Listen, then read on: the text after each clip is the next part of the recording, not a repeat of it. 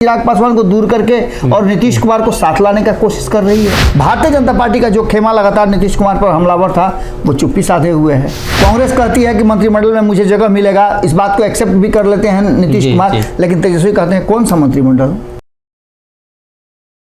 नमस्कार, भारत लाइव देख रहे हैं आप और ये रातों रात है।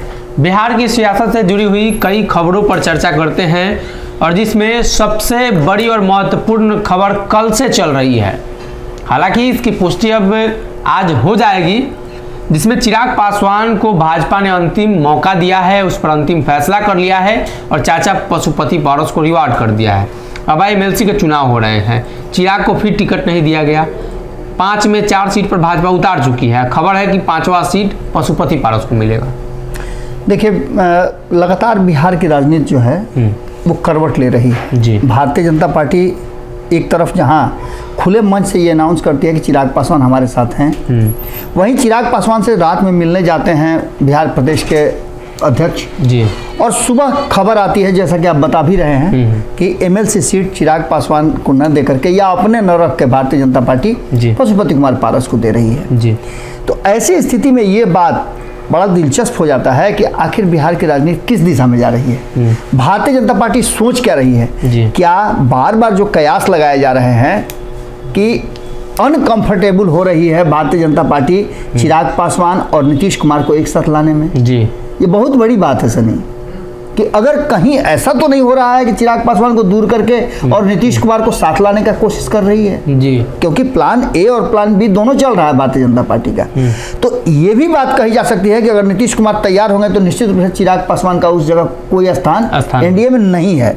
लेकिन वहीं दूसरी तरफ आप देख लीजिए कि चिराग पासवान पूरी तरह से अपनी निष्ठा दिखाने की कोशिश कर रहे हैं जी। चाहे वो आप तमिलनाडु की बात कर लीजिए या बिहार में जो उपचुनाव हुए हैं उसकी बात कर लीजिए, इस सारी स्थितियों में चिराग पासवान बिना शर्त समर्थन देते रहे हैं जी, जिसका रिवार्ड भी कहा जा रहा है कि उनको मिला है, जो उनको जेड श्रेणी की सुरक्षा मिली है। लेकिन इस सुरक्षा से और राजनीतिक जो उनकी यारी दोस्ती है उससे बहुत अंतर है जी। जहां एक तरफ ये बात बिल्कुल स्पष्ट है कि भारतीय जनता पार्टी 2024 की तैयारी शुरू कर चुकी है और जोड़ घटाव करके ये देख रही है कि आखिर उसको फायदा कहां होने जा रहा है जी। तीसरा सबसे महत्वपूर्ण बात कि चिराग पासवान जो अकेले हैं, कल हम सुन रहे थे कि संपादक नमन मिश्रा जी पंचनामा में इस बात को बता रहे थे कि आखिर चिराग पासवान को घास क्यों डालेगी भारतीय जनता पार्टी, जबकि वो अकेले हैं और 5 सांसदों को लेकर के पशुपति कुमार पारस ज्यादा मजबूत है। तो ऐसी स्थिति में आप एक चीज बहुत महत्वपूर्ण है कि पशुपति कुमार पारस को नीतीश कुमार से कोई दिक्कत नहीं है, यहाँ तक कि उनके जो सांसद हैं वो नीतीश कुमार से मिलने भी जाते हैं जी जी। मुलाकात का दौर भी चल रहा है। वहीं चिराग पासवान बिल्कुल अलग थलग हैं। तो ऐसी स्थिति में चिराग पासवान के साथ यदि मान लेते हैं कि भाजपा कोई अंतिम फैसला ले भी लेती है तो ये कोई आश्चर्य की बात नहीं होगी जी जी जी। अगली खबर की तरफ बढ़ते हैं, जहाँ तेजस्वी ने फंसाया पेच। ये चुनाव हो रहा है, एक सीट तेजस्वी को मिला है, वो भी सीट राजद को दे दिया गया है। मतलब एक सीट राजद को मिला है, वो भी सीट जगदान सिंह के पुत्र को। तेजस्वी यादव लगातार नीतीश के विरुद्ध जो लोग हैं उनको आगे बढ़ा रही है, कार्रवाई नहीं कर रही है। आपने देखा है कि सिक्कड़ देखा है ना, सिक्कड़ एक दूसरे से जुड़ा रहता है मजबूती के लिए, और एक दूसरे से जुड़ा नहीं रहे तो फिर सिक्कड़ का महत्व ही क्या है।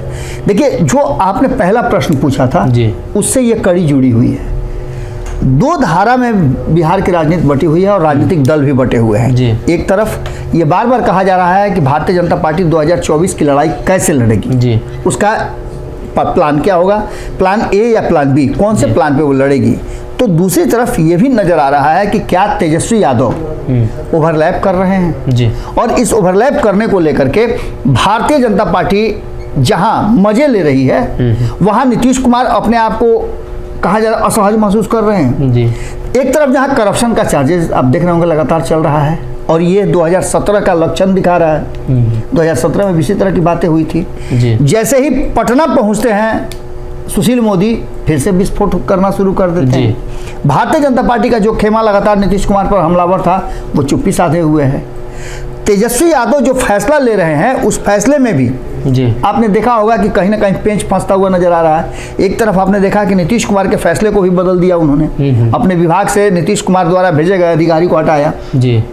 इस सारी बातों का कहीं ना कहीं एक चीज़ तो नज़र आ रहा है कि तेजस्वी यादव महागठबंधन के भीतर अपने हिसाब से काम करना चाहते हैं और चीज़ों को रखना चाहते हैं। नीतीश के लिए मुश्किलें बिल्कुल बढ़ेंगी। एक तरफ नीतीश कुमार भले ही 4 सीट लेकर के और 3 सीट लेकर के बहुत खुश हों, लेकिन दूसरी तरफ कहीं ना कहीं तेजस्वी यादव 1 सीट लेने के बाद भी, जबकि आपको पता होगा कि कुर्नी का सीट उन्होंने गिफ्ट दिया था, और इसके साथ साथ तेजस्वी यादव अभी भी एक तरफ जहां आशान्वित हैं कि वो बिहार के सीएम बन जाएंगे, वहीं दूसरी तरफ वो जिस तरह का एक्ट कर रहे हैं वो साफ दिखा रहा है कि नीतीश कुमार और तेजस्वी यादव के बीच में सामंजस्य की कमी नजर आ रही है। आपने देखा होगा कि जब नीतीश कुमार कहते हैं कि मंत्रिमंडल का विस्तार करेंगे, कांग्रेस कहती है कि मंत्रिमंडल में मुझे जगह मिलेगा, इस बात को एक्सेप्ट भी कर लेते हैं नीतीश कुमार, लेकिन तेजस्वी कहते हैं कौन सा मंत्रिमंडल, कोई विस्तार नहीं होना है। तो उसका जवाब जो नीतीश कुमार देते हैं वो भी बड़ा दिलचस्प है। नीतीश कुमार कहते हैं तो जाकर के पूछ लीजिए। जब बाबा आपको लगता है कि इन सभी चीज़ों का प्रभाव नीतीश पर पड़ेगा, वापसी के जो संकेत मिल रहे हैं तेजस्वी के दबाव की वजह से हो रहा है ऐसा? देखिए, तेजस्वी का दबाव तो निश्चित रूप से झेल रहे हैं। तेजस्वी के तरफ से दबाव, आप अभी ना आपने कहा कि 1 सीट जो मिला है उनको, वो सीट भी उन्होंने जगदानंद सिंह के पुत्र को दे दिया है। एक पुत्र के साथ 36 का आंकड़ा चल रहा है नीतीश कुमार का, और दूसरे पुत्र को, जैसा कि जानकारी मुझे है, सच है कि झूठ है, कि वो पहले जदयू में हुआ करते थे, जदयू ज्वाइन किए थे, उसके बाद से फिर वो राष्ट्रीय जनता दल से उनको टिकट मिला। इसका सीधा मतलब ये है कि नीतीश कुमार के सामने तेजस्वी यादव एक डेग भी पीछे हटने के लिए तैयार नहीं है। सुधाकर सिंह पर अभी तक कोई कार्रवाई नहीं हुई है। चंद्रशेखर के बयान से उनको जरा भी आपत्ति नहीं है, क्योंकि उस बयान का उन्होंने समर्थन किया है कि हम और किसी किताब को नहीं मानते हैं, किसी ग्रंथ को नहीं मानते हैं, हम सिर्फ संविधान को मानते हैं। वहीं आलोक मेहता वाले बयान पर भी वो पूरी से डिटरमाइंड है, सहमत है कि आलोक मेहता जो कह रहे हैं बिल्कुल सही है। इसका सीधा मतलब होता है कि कहीं ना कहीं तेजस्वी यादव ने पेंच फंसा दिया है, और ये पेंच अब किस रूप में सामने आएगा ये देखना बड़ा दिलचस्प होगा। तो कहीं ना कहीं भारतीय जनता पार्टी ने चिराग पासवान को स्पष्ट संदेश दिया है, और तेजस्वी ने जो पेंच फंसाया है उसकी वजह से नीतीश के वापसी के संकेत मिल रहे हैं। और जदयू ने दावा भी किया है कि ऐसा कोई मामला नहीं है, लेकिन नीतीश कुमार पर जब जब प्रेशर बढ़ता है नीतीश कुमार गठबंधन बदलते हैं। अगर ये वीडियो पसंद आई और वह बिहार के राजनीति और बिहारियत से सरोकार रखेनी तो सब्सक्राइब बटन दबा के चैनल के सब्सक्राइब कर ली। ओजे एगो घंटी बा, ओकरा बटन दबा देला से कुल सटीक और मारक खबर रुआ मुफ्त में मिल जाई। अगर रुआ पत्रकारिता के हमनी के नया प्रयोग में सहयोग कर चाहतानी तो ज्वाइन बटन दबा दी। पेटीएम नंबर नोट कर ली 9386816700। धन्यवाद।